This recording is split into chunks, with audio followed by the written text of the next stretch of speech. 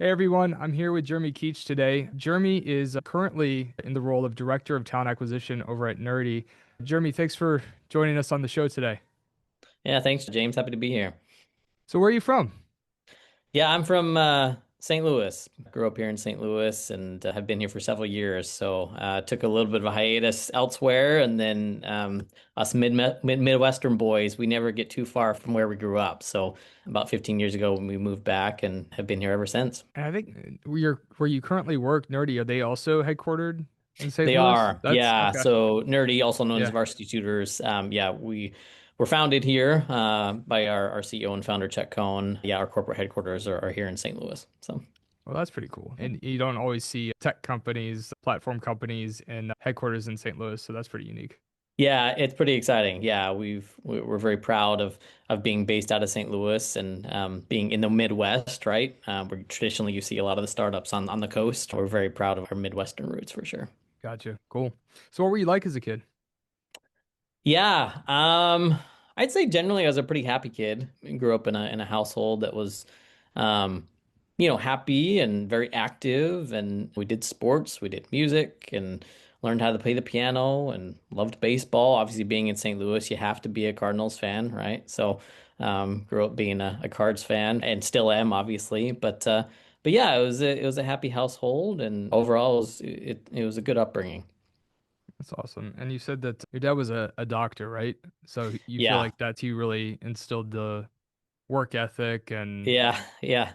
Yeah, and, right. and and actually my dad grew up on a farm out in Utah, and then he decided to go into the medical field. And obviously, medical school it's a pretty it's not easy, right? And then he moved from Utah to St. Louis to do his residency at Washington University, and 12-hour days and multiple rotations in the hospital, just lots of drive, lots of grit. And he brought that home to us and instilled strong work ethic, strong study habits, things like that. So yeah, that was the type of upbringing that I had, and the values that he instilled in me. And then your mom, you said, was more of the compassionate, focused on the more the empathy, right? Yeah. Yeah, so I mean, yeah, while my dad was going through medical school and, earning a living for us, our mom was home with us. I grew up with three other siblings. I'm the oldest of four, and she was at home with us, right? And taught us how to be kind and how to help people and how to be empathetic and to serve and all those other attributes that are as important as studying and working hard and being driven. From a formative experience perspective, it sort of kind of makes sense how you ended up in talent acquisition and people, right? Because it's a Yeah, combination of those things. You gotta absolutely. work really hard and be consistent, and also you have to be focused on the human element, the empathy. Absolutely. So Yeah. seems like you're Yeah. I often tell people, it's interesting as I talk to friends and family members and things like that. They ask me what I do, right? And I tell them I'm in talent acquisition. And then they say, well, what does that mean? And, you can give them the typical response of, oh, we just help recruit people. But when you really think about it, right? Talent acquisition it's sales, it's marketing, it's customer relations, it's operations, data analysis, right? All those different aspects of a company kind of put into a single function, right? And you have to, like you said, rely on a lot of those different skills and attributes to be an effective person within talent acquisition. and church was a pretty big part of your life too, right? As a kid, I Yeah, know it is now absolutely. too, but I'm Yeah, yeah, absolutely. It was foundational to my upbringing, and you know, growing up in a religious family and going to church every week, being a part of the church youth program, all of that continued to teach me a lot of values that were bigger than myself, where I came from, what my goal in life is, who the type of person I really should strive to be, these kind of morals that we live and abide by, and that brings so much hope and joy and happiness in our lives, right? That was instilled into me from a very young age as well. what church was it? Yeah, it's called the Church of Jesus Christ of Latter-day Saints. Yeah. Okay. A lot of people have formerly known us as Mormons, right? Which is kind of a past nickname for us. But yeah, we're known as the Church of Jesus Christ of Latter-day Saints. And then as a young adult, you you have a pretty interesting story of moving to France, right? And with the Yeah. church group, if I'm not Yeah. mistaken. So it was interesting because so when I graduated from high school, I actually went to college for 2 semesters. Obviously, when you go into college, you find this newfound freedom and you start to decide who you really want to be, right? And I think for a lot of us, freshman year is a year of self-discovery. So I took some classes, as most of us do. We stay up late, we have a good time, we play sports with our friends. But then I had the opportunity after those 2 semesters of college to go and serve a mission for my church. And I got called to serve in the southern part of France for 2 years. And it was quite the transition, right? You go from kind of having all this freedom and doing what you want to a very disciplined, very structured type of an environment, right? Where you're waking up at 6:30 every morning and you're working out and eating breakfast, and then you're studying for an hour, and then by 9:30 you're going out with your companion to go help teach and serve and just do various projects, in the southern part of France. So it was definitely a unique experience and a growing up period for me. What city or region were you in? Yeah, so if you kind of look at France, it was like the bottom third of France, and I started in a place called Toulon, which is a naval city, right along the coast of southern France. So I started off there for a couple of months, and then every couple of months I'd move to different cities. I served in a place called Aix-en-Provence and Perpignan and Montpellier, and then I ended up in a place called Toulouse, which is one of the bigger cities in France. So yeah. It's a pretty nice area to be Yes. stationed, or I don't know if you The call it weather is stationed. very nice. It's beautiful, beautiful scenery, beautiful people. I often tell people, the southern part of France, at least back then, is kind of a melting pot, right? You got a lot of people coming in from Africa and South America and Asia, and obviously the French, and so you get to meet a lot of people from various countries and various cultures, and it was very eye-opening, kind of multicultural experience for me being in the southern part of France. So. Yeah, I guess it's probably a really cool experience coming from the Midwest to being able to Yeah. have Quite the contrast. Yeah, a absolutely. little bit. Yeah. Yeah, that's and you said it was 2 years or 2 years. Yeah. yeah? So I lived, Oh, that's great. yeah, we lived there for 2 years. Like I said, moving, from city to city every couple of months, depending on where the assignment came from. But yeah, I was there for a full 2 years. So how does that work? It's so every couple months you're assigned to a new city, or do you just Yeah, move whenever so you yeah, want to, or exactly. We have what we call a mission president. So it's, typically an older gentleman and his wife. They oversee the mission, right? Which was it was called the France Toulouse mission. And you have about 150 missionaries who are assigned to go and serve in that particular geographical area.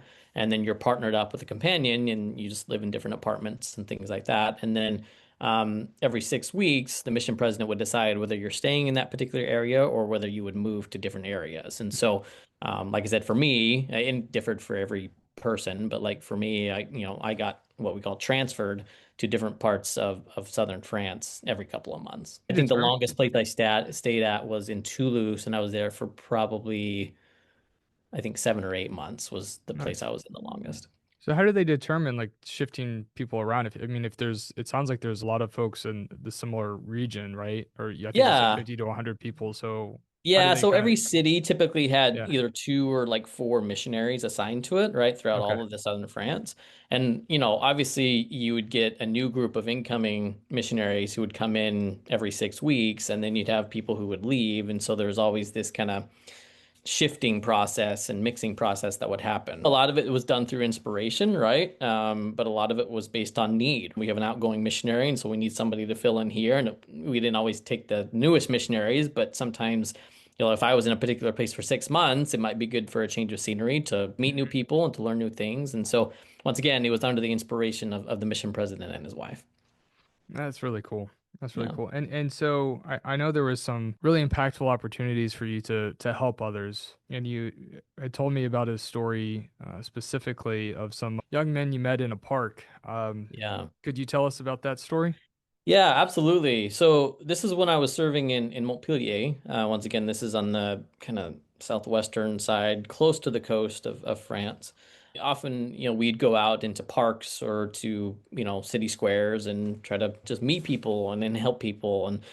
And there was a time in Montpellier where we were walking through a park and we came across these 9 young men from Liberia, and they were sleeping in the trees and they were sleeping on cardboard boxes or on cardboard underneath the trees. And we got to meet them and kind of hear their story. And the story was, this was during the time of the Liberia Civil War, right? Where the rebel army was going to different villages and basically kidnapping and taking young men and putting them into their armies, right? Well, these 9 young men had seen the rebel army coming, just grabbed whatever they could and literally ran from their homes uh, to the coast. They jumped onto a ship that was going to the southern part of France, and it docked, and they jumped off and basically found themselves into this park in Montpellier, right? And they literally fled a country of turmoil and civil war, and they are trying to figure out what to do next. It was a unique experience for me because, once again, coming from a very,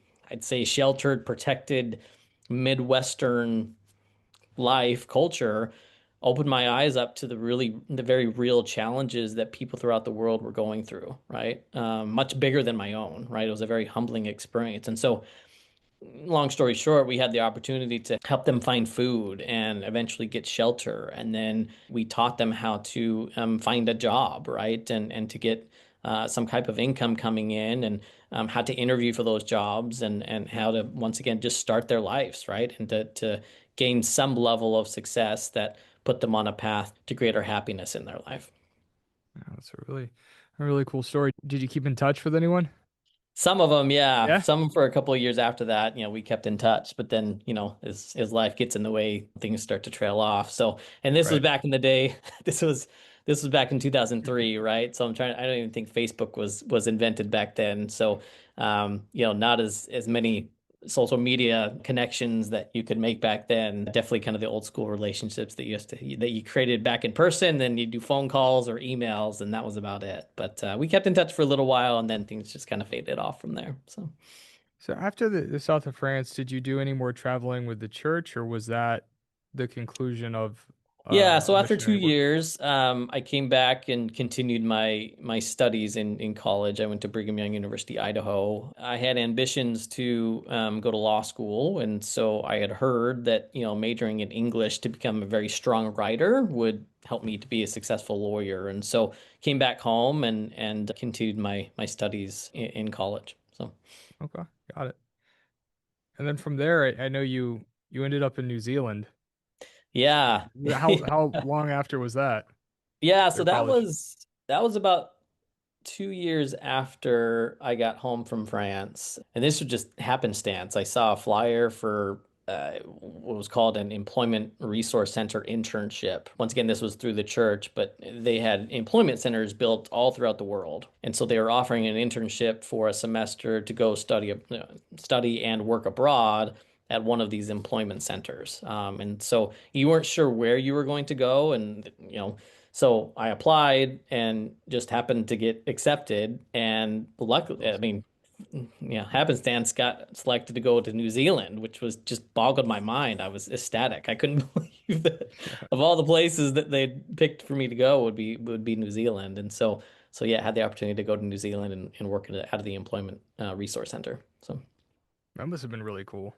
it was very cool. Yeah, it just kind of built on expanding my vision and my horizons of what was out in the world, and the way that people lived. We had the opportunity to live with a Maori family, a very kind couple. Sykes are their name. They just very warmly welcomed us into our home and hosted us and fed us. And then at the same time, we worked at the Employment Resource Center. But working with the Maori and the Kiwis, as they're called, and a lot of Polynesian people was just a very sweet experience, right? Just so gracious and so humble, and always wanting to help others. And they had such a great spirit of unity about them that really kind of opened my eyes up to, when you're unified with whether it's a group or a companionship or a team or a company, just magical and awesome things can actually happen. So it was a phenomenal experience in New Zealand. Yeah, and how long were you there? Yeah, I was there for about 4 months. Yeah, so from Oh, okay. January to April is when I was there. Yeah, which Nice. was nice because at BYU, Idaho, those winters are pretty harsh. So it was a Yeah. great opportunity for me to go in the southern hemisphere where the weather was, basically summer, and Yeah, it was one of great these great years time to I'm get away from Idaho. So oh, for sure. One of these years I'm going to get that right. I'm actually it's mid-February for everybody tuning in when we're recording this, and I'm heading to New York in a couple of weeks, and it's like in the middle of February I'm going north. So, yeah. Well, it's funny because yeah. so today our talent acquisition team consists of US based people, but we also have a couple of recruiters based in Brazil and Argentina and Chile, and they are just loving it because it's their summertime, Yeah. right? So they're getting out, they're rock climbing, they're going to the beach. Meanwhile, we're hunkered here, down here in the United States with these ice storms and snowstorms and Yeah. very different experience during this time of year for us. Did So. you guys get hit from the massive snowstorm that We we had did. on? Yeah. Yeah. Luckily for us, it was snow, just snow. We got about 10 inches of snow here in St. Louis, which is a lot for us. Usually it's a couple of inches, but then even then, a couple of inches kind of shut the city down. So, but I'm it was a sure. lot. And one of my colleagues, she got a lot of ice, and down in Tennessee, they got hit pretty hard. They've lost power and things like that. But luckily for us here in St. Louis, it was mostly snow. We got shut down for school and stuff for a couple of days, but mostly we're back, which is good. So. So I don't know if I told you, but I own my own company, and I have been thinking of this idea of like I need to specifically target customers in like Southern California or Florida, just so I have Yeah. more of a reason to Yeah, right. go To somewhere. travel down to the Yeah, nicer climates, right? right, Yeah. right. Um, Yeah.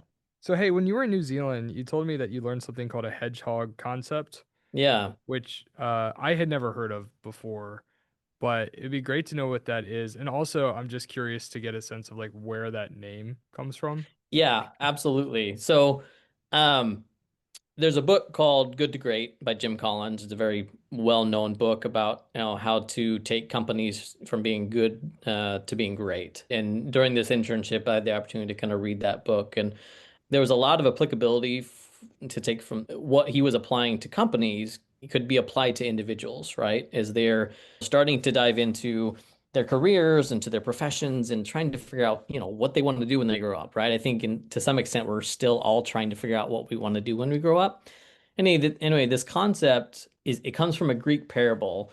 The parable goes, the fox knows many things, but the hedgehog knows one big thing, right? About how to defend itself, right? So mock a fox, if you remember, is like very sly, right? And it'll try to attack its prey in many different ways. But the hedgehog does one thing really, really good, and that's defend itself with its spikes, right?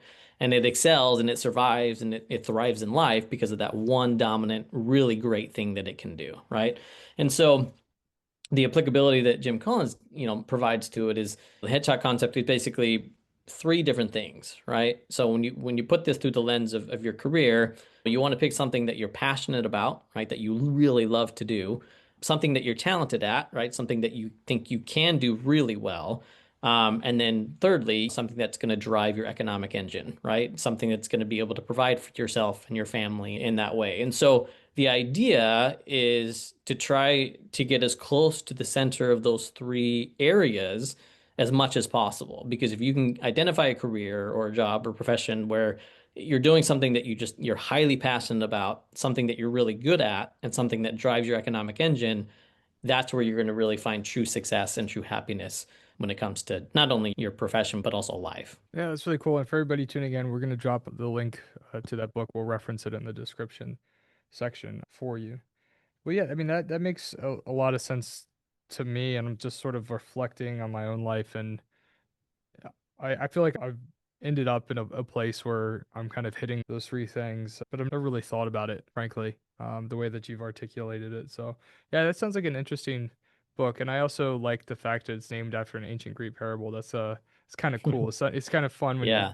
like something has a little bit more meaning and has like a pretty cool origin, right? Absolutely. Yeah. Yeah. Yeah. It's fun to apply these kind of ancient parables or stories and seeing, how the principles still relate to our modern society and how we live our lives, right? There's kind of universal truths that we find always cycling through generation after generation.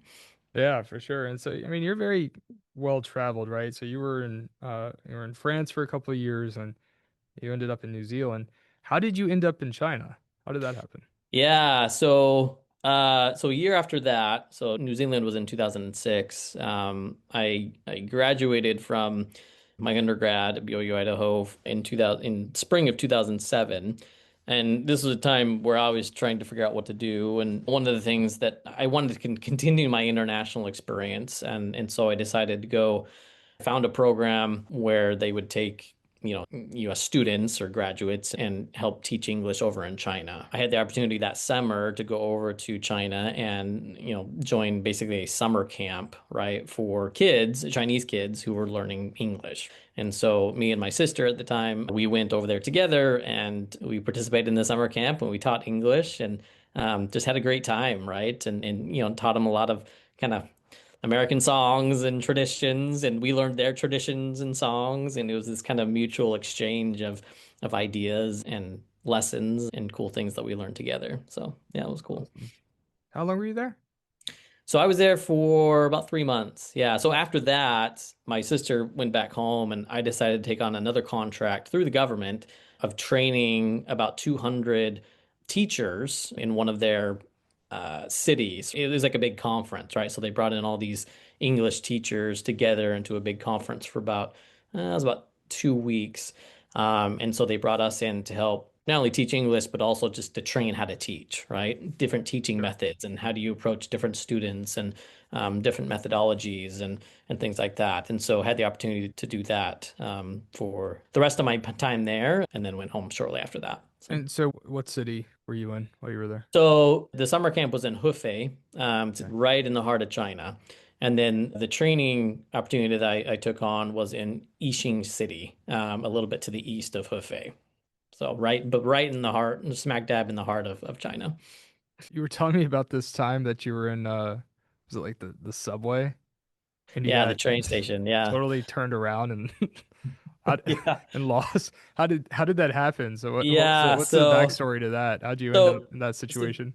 yeah, just for the listeners out there, just to level set a little bit. So I did not know Chinese at all, right? Completely foreign to me. Obviously, I had learned French in France and obviously English. And I had this perception in my mind that there was a lot more English being spoken or, on signs and stuff in China.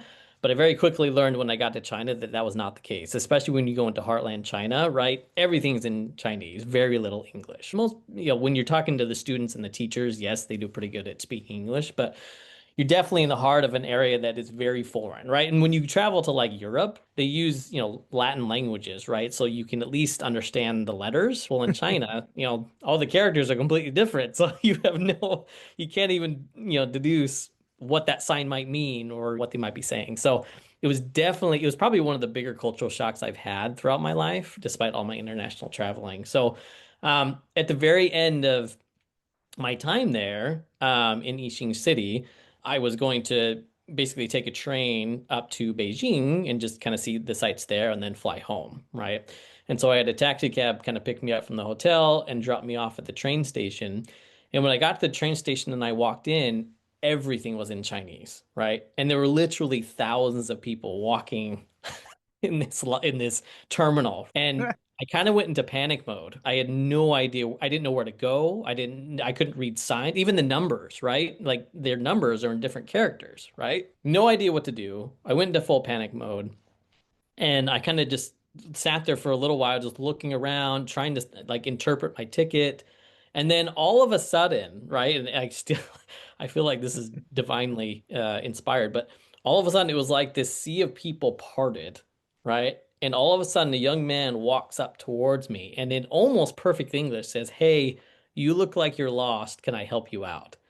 And I think I was almost in tears at this point, but I said, "Yes, yes, I need help. I don't know where to go. What do I do?"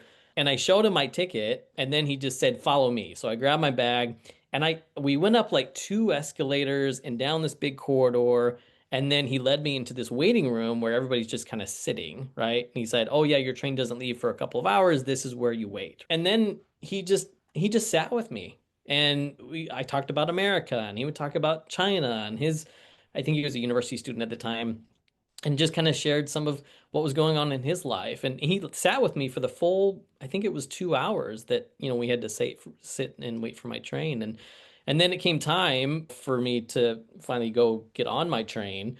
And he wrote down on a piece of paper exactly where to go. And I'm not kidding you. On the paper, it was like a maze, right? You have to walk Oh down this man. hallway, go through this door, and then there's another gate you have to go through. And then you finally walk up these stairs and onto the train platform. And this is the train you actually get on. And I was so grateful. My family jokes I tell the story all the time because I really think he was my guardian angel. He saved me, right? He helped me to find my way. He taught me how to navigate this maze of a train station in Heartland, China.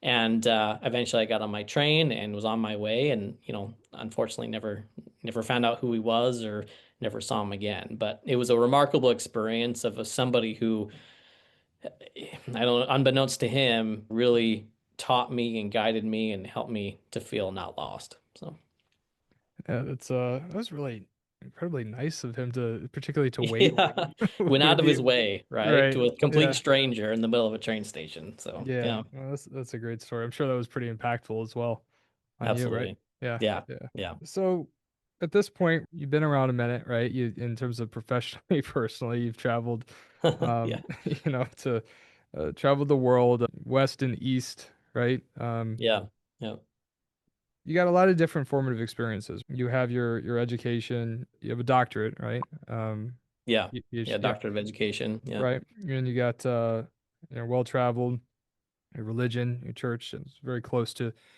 you, remains so now. yeah, And you're successful in your career.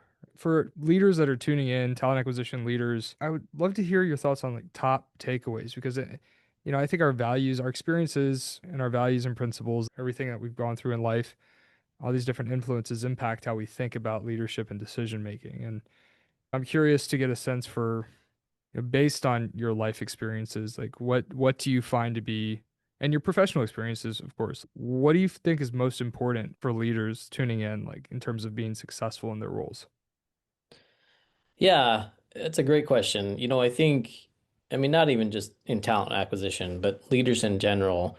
True leadership comes from those who recognize where people are at and go meet them where they're at, right? And walk with them as they kind of go through their own journeys and experiences and grow and develop into what they are striving to be. This example of the young man in China, if you think of the parallel there to life, right, and to even our professions or even within talent acquisition, you're basically that young man. He saw that I was lost or confused or weak, let's just call it, right? Or inexperienced. I didn't know Chinese. I should have, right? I should have done a better job preparing.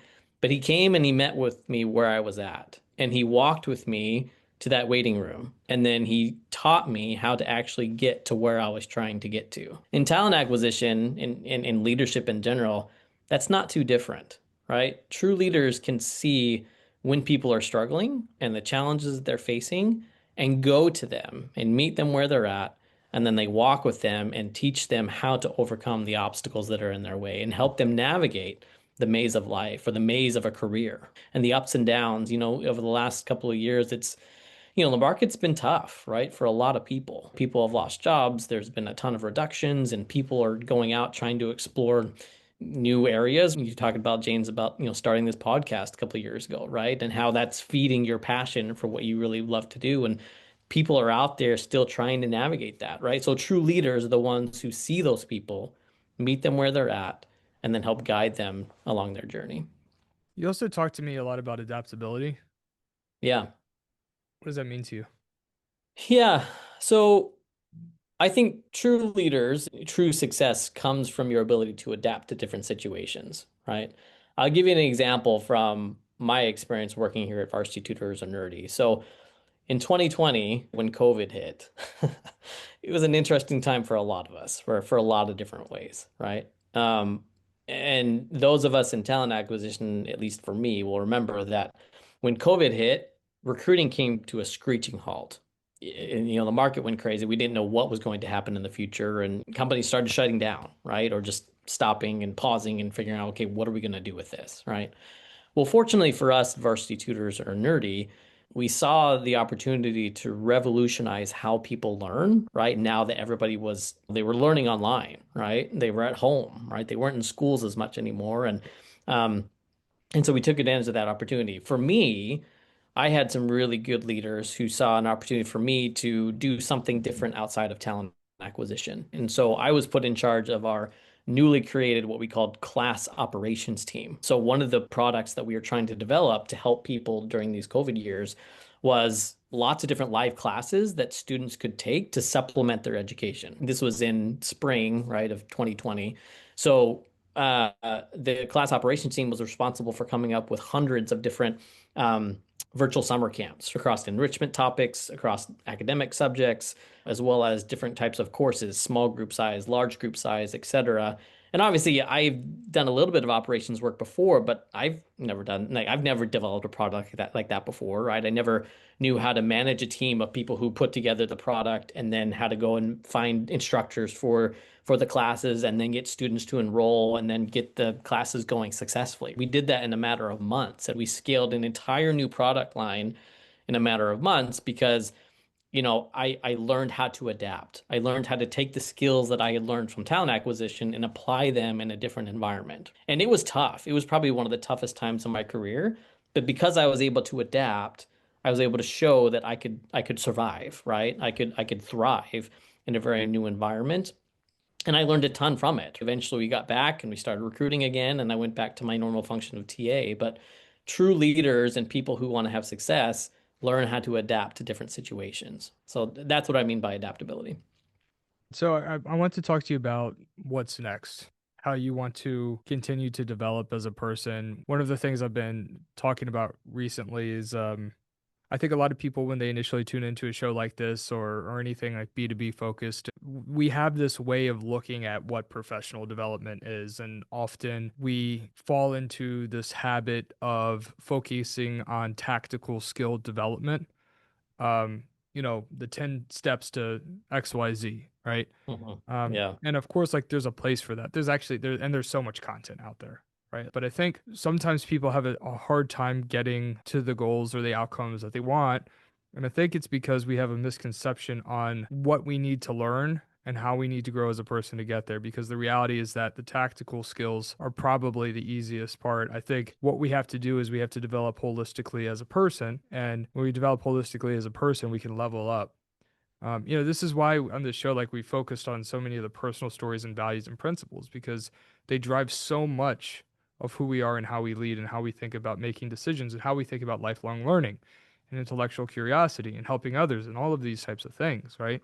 Of course, there's professional stories that help us develop in these ways too. But I think the purpose of this show is like becoming more and more clear to me of like how do we develop the entire person, right? And how can we create that type of content? In terms of who you're becoming, I know from a talent acquisition perspective, I want to touch on something, but you actually have this other incredible life experience as a bishop for your church. And I would like to spend more of the time there because you're talking about leadership and helping others. I feel like so many lessons learned there that are applicable to people in leadership roles that I really would love to learn from you there. But nonetheless, like I do really want to get your thoughts on something a little bit more tactical TA focused first on how to become more AI native. You mentioned that that's like one of your goals as a leader Yeah. is like really to understand how to implement AI into TA programs. And there's some different areas. I think you had mentioned like sourcing, outreach to candidates, candidate experience. When you think about you're developing yourself in your way, you said this is one of your biggest goals over the next few years. Like based on the research you've done, are there specific areas that you think are most impactful or how are you approaching AI implementation into your Yeah. organization?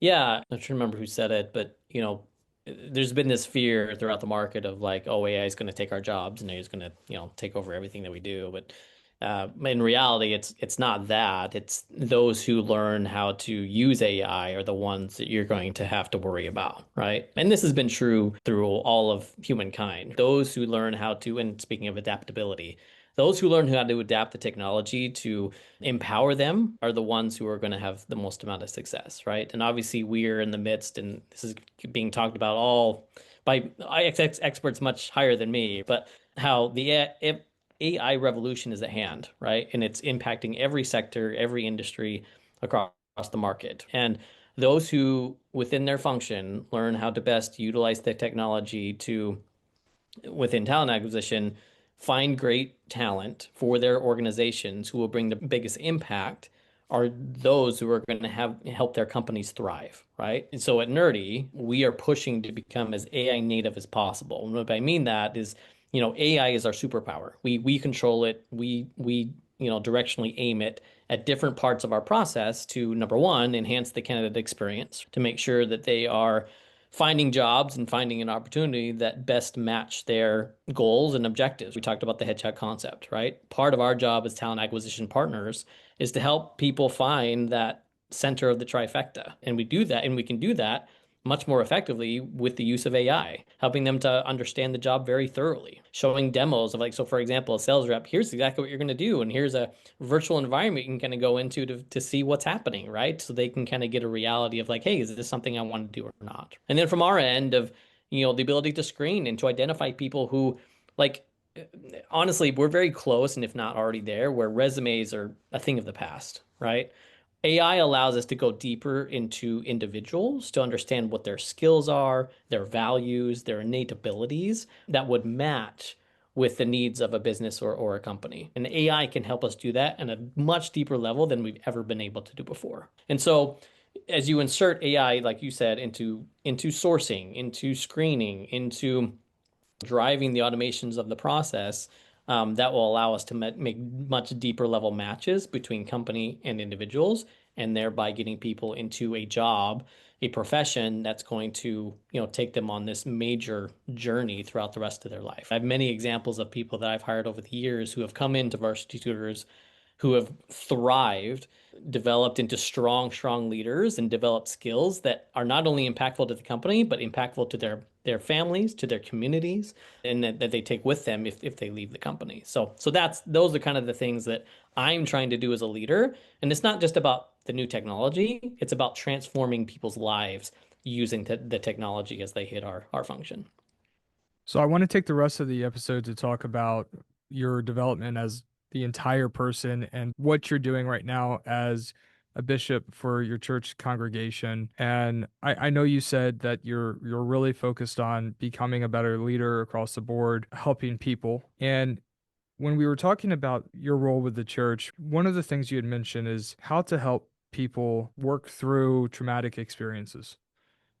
And I suppose at times you had mentioned use it for some to find a way to grow. And I'm sure other times a way to cope and at other times a way to process. Could you talk to us more about how you help people do that? Like if something really traumatic happens or something that's very challenging, how do you help as a leader help people navigate through that?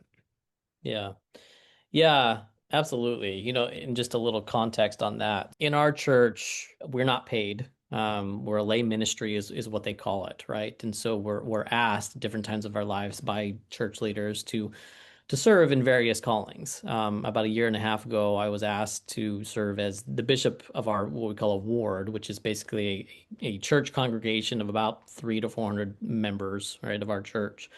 I'm, basically asked to be the spiritual leader of that congregation for about 4 to 5 years is basically what the assignment is. And it's all volunteered, it's all unpaid, but it's a unique opportunity to really get to know the struggles and the successes and the needs of the individual congregants. And it's been a very humbling experience for me as people come into my office and just kind of pour out their hearts with things that they're struggling with, right? Losses of family members and anxiety or depression or people with medical conditions and physical ailments to spiritual ailments that they're dealing with, right? Struggles with testimony, struggles with faith, all these different ailments, right? And coming from a person like me who's not professionally trained as, a therapist or a psychiatrist or whatever, we rely heavily on our relationship with Jesus Christ. And through that, we receive spiritual revelation and inspiration on how to help these people get through the very tough times in their lives. But I think that the values that I've learned from this experience is number one, empathy, right? Empathizing with people's situation. Going back to this young man in China, meeting them where they're at a time that might feel very scary, or they're feeling very lost, or just in a dark spot in their lives, right? Meeting them where they're at and then taking them by the hand and walking them through that trial together, crying with them, celebrating with them, step by step, helping them to get back into a situation where they can experience true joy and happiness in their lives. So empathy is a big one. Active listening, learning how to listen with different types of situations is a big part of being a true leader. But overall, relying on that relationship with Jesus Christ to help you help others is a big key for me as a bishop right now. So when people are going through these different life experiences that knock them off track, what advice do you share, if any? Is it all listening or empathy, or is it also kind of active guidance in terms Yeah. of helping with Yeah, next definitely step? I mean, how does that counseling. work? Yeah, definitely. Once again, kind of guided by the Spirit to, listen. Yeah, to provide counseling and help. A lot of it comes to understanding why we're here in this life. We're here to learn and to grow. And sometimes life's experiences, we all go through tough times. We all struggle, yet we all have, hopefully successes and achievements in our life, right? But you asked the question earlier about what it takes to be a true leader, including being in talent acquisition. It really comes down to relationships, right? There's only two things that you get to take with you when you die: your knowledge, the skills, and the learning that you've gained. And number two, the relationships that you've built. And so I think our big learning as humans is learning how to get along with others. And when you're going through a trial or a very tough time with somebody else, or when you experience one yourself, you develop empathy. So the next time you're dealing with somebody who's going through a similar trial, you're like, yes, I understand you. I relate to you. I know how to help you walk through this. And even if you don't, the fact that you're saying that, hey, I'm with you on this, like develops this immediate bond, and you're able to share advice and tips and guidance for helping them get through very tough times in their lives. And through that unity of relationships allows you to experience true joy and happiness in this life despite all the tough things that we deal with. What's interesting is I hear you talk about like active listening and empathy. I didn't learn that through religion or church, but I actually learned it more through Stephen Covey's Seven Habits of Highly Effective Yeah, People. Did you ever read that one? It's old I school. did. Yeah, a while back. That's exactly right. Yeah. Yeah, Yeah. those things that he teaches in that book. Absolutely. Well, so Yep. yeah, what he talks about when it comes to like guiding and coaching is like nobody really wants to be told what to do or feel like judged, Yeah. right? Which sometimes it's like if we kind of directly come out the gate saying like, hey, this is, do this or do that, or I think you should. But one of the things he talked about was really just like listening and empathizing. And often what ends up happening is if you give the person the space to do that, then they might end up coming to you and say, like, so what do you think?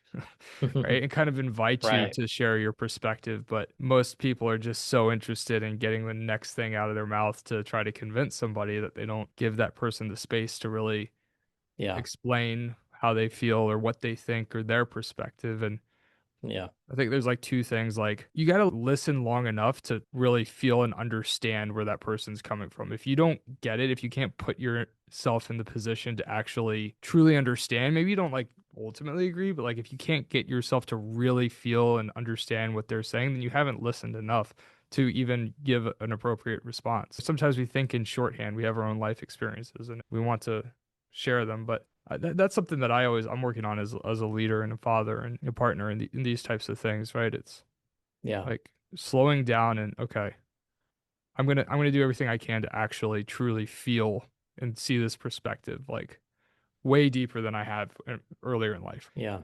and then I can be a better leader. Yeah. I love what you just said there too. And I think, I was listening to this YouTube video of a Harvard professor. The theme he was trying to teach us is basically embracing boredom. In our day today, I feel like life has accelerated because of social media and because of screens and because we're just always on the go, right? With life and with kids' activities and work and school and whatever we have. We've lost the ability as humans to be still.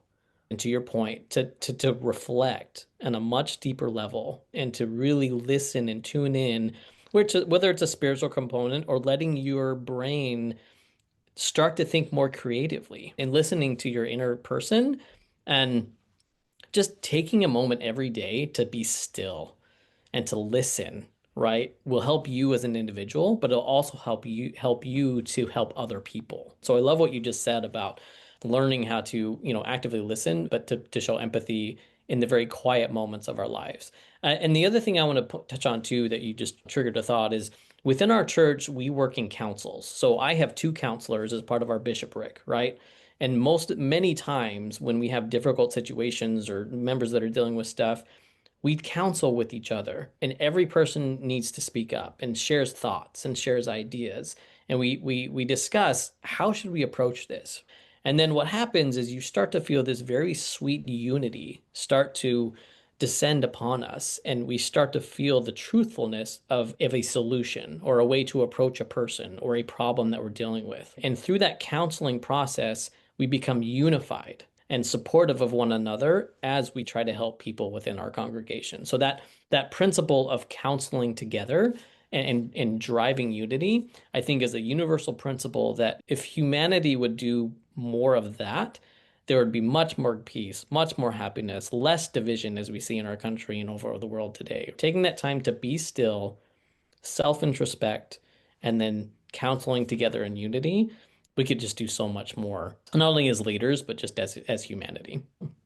So counseling and unity. Could you share more on that process and how that works? And then like just directly in at the church, like just Yeah, actually really how that works. So then maybe I can ask you more about how to apply that and absolutely. other like within a family or within a Yeah. business, that kind of Yeah, thing. I can touch on the counseling aspect a little bit more. So at every level of our church, we are formed into councils. So the head of our church is called the first presidency. There's, similar, like we have a prophet, president, and then two counselors, right? And they form a presidency, and then the quorum of the 12 apostles, and then all the way down to my bishopric, right, over our congregation here in part of St. Louis, right? But even within our congregation, our ward is what we call it. We have what we call a ward council. It's representative of the different groups within our church. So we have a young women's organization, we have a young men's organization, we have what we call a women's organization called the Relief Society. We have an elders quorum, which is the men's organization, and then we have a teaching organization. And all those presidents, we all come together to form what we call a ward council, and that's where we talk about a lot of the different challenges or issues or things that we want to do as a ward. And some of the key principles. There's actually a book out there he was a former apostle of us called Elder Ballard, but he wrote a book called Counseling with Your Counsels, right? Or Counseling by Counsels.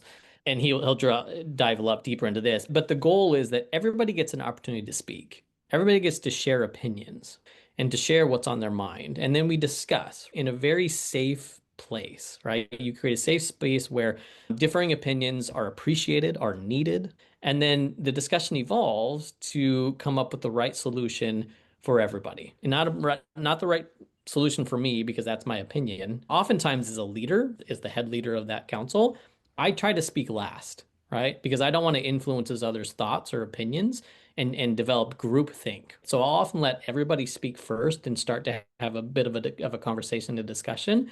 And, sometimes I'll steer it in the right direction if things kind of going too off course to bring it back. But I help facilitate. And as we do that, we start to feel a sense of unity amongst ourselves. And then we come to a very common solution that is the most effective that maybe we hadn't thought of before. And then we implement it and we roll it out and we work together. And that generates a lot of unity within our council, but also within our congregation. So that's how we approach it. So, and maybe I don't know if it's like because everyone on your council has maybe a similar kind of whether it be upbringing or education or philosophy toward this, or maybe it's more personality based, but do you feel like often you can reach unity, or sometimes I'm sure Yeah.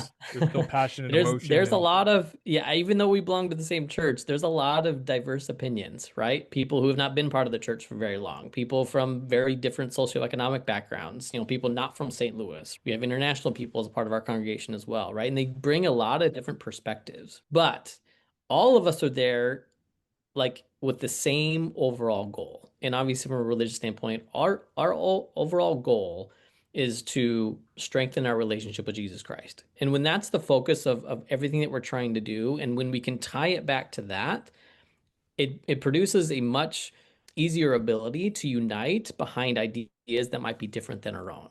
And obviously, there's a spiritual component that happens when you counsel together like that, even if it's very differing opinions. When you're, like I said, in a safe space, and when you're looking out for the best interest of the person across the room from you, that approach allows people to build bridges and to cooperate and to get along and to support what the overall decision is. Now, the other responsibility of a leader is once you've taken all the input, you're ultimately the one who decides, okay, this is the approach that we're going to take, and everybody else kind of gets behind it. But if you approach it from the initial get-go of that, safe space supporting mechanism, it's much easier to kind of get behind whatever eventually is decided upon. So, And would you say at work too, that's how is this congruent with how you lead yeah. your team? It's you.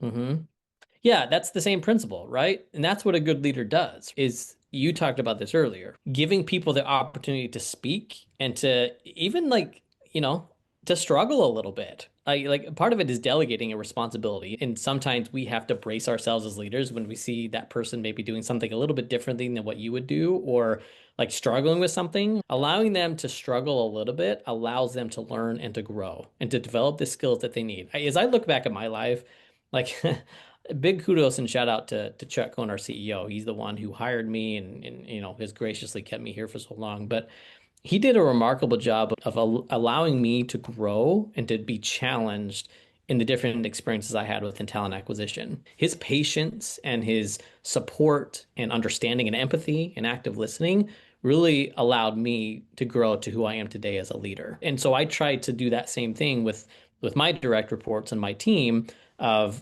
active listening, empathy, allowing them to learn and grow a little bit on their own as you support and walk alongside them. You know, there's this old story about the cocoon, right? You've probably heard this where, when a caterpillar goes into a cocoon, there's an old man that saw the butterfly start to come out. And he went up, he's like, oh, he's struggling, so let me open it up.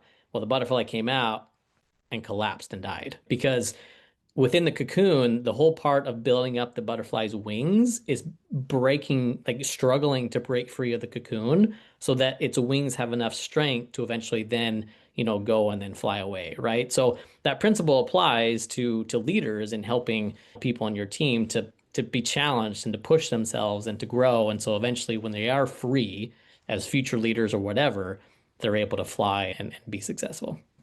I love that analogy. Yeah, yeah, it's kind of a I fun actually one. hadn't heard that one. Okay, there you go. Yeah, it's a fun one. So I think of that one often, especially when I'm raising my kids. So we have 4 kids, and you Nice. definitely have to, you know, you want to micromanage everything, but you have to kind of back off and let them learn and let them scrape their knees and whatever, but be there to obviously support them along the way. So Yeah, it's finding that balance, right? it is. Yeah, yeah. Jeremy, this has been an amazing conversation. I love when in these episodes I can learn a lot and I just like takeaways that I can also like an additional audience. I feel like, okay, wow, there's some lessons here, like for my personal life as a father and as a leader and a business owner. And it's just beyond that, you just have a fascinating story. It's been really cool to learn about you, your contribution to your church, to your work, your employees, the travel experiences. Um, so it's been great. Thank you for joining me today. No, I appreciate it, James. It's as I was telling you before this podcast, it was a unique opportunity and experience for me to kind of reflect back upon my experiences, many of which I had not connected the dots to, where I'm at today. So it was a great introspection for me. And, like I said, I feel like I'm a pretty ordinary guy, right? But who's been blessed with some remarkable experiences as I kind of reflect back. And I think that can apply to all of us, even if we do think we're kind of on a ordinary path. I think if you really dig deep and look and open your eyes, you'll see just how many unique experiences you've had in your life and how all those experiences, negative or positive, can and help you achieve success and joy in your life. So thank you, James. I appreciate being on here and giving me an opportunity to kind of share a little bit more about my experiences. Yeah, it's awesome. I appreciate it. And for everybody tuning in, thank you for joining us today. And again, we're gonna drop all the books that we talked about, everything, links in the description. All right, talk to you later.